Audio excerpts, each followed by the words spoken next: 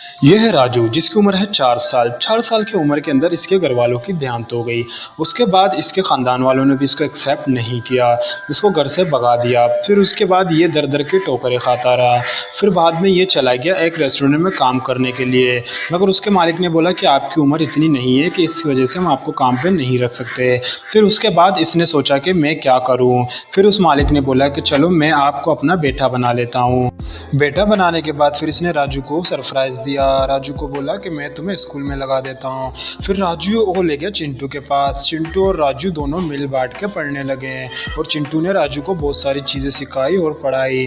फिर उसके बाद यही राजू पढ़ लिख कर एक दिन मेहनत करके बड़ा आदमी बन गया। बड़ा आदमी बनने के बाद इसने अपना बहुत बड़ा बिजनेस खोला और वही बाप ने जिसको सहारा दिया था उसके लिए बहुत बड़ा एक शॉप खोल दिया और ख़ुद भी मेहनत करता रहा। उसके बाद फिर ये चला गया अपने गांव में अपने लोगों से मिलने।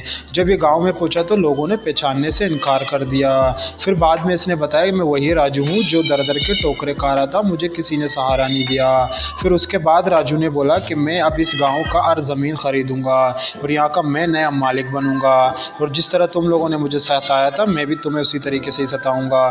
फिर लोग रोने लगे, राजू के कदमों में बैठ के माफ़ी मांगने लगे। फिर उसके बाद राजू ने बोला चलो कोई बात नहीं, तो सब कुछ यही है, पैसा है तो लोग कैसा है, तो जो भी पैसा कमाता है तो सब वही होता है। अगर आप हमारे चैनल पे नए हैं, अगर आप राजू जैसा बनना चाहते हैं तो लाइक करें, अगर राजू के बाप की तरह बनना चाहते हैं तो कमेंट करें, अगर दोनों की तरह बनना चाहते हैं तो सब कुछ एक साथ करें। Thank you for watching.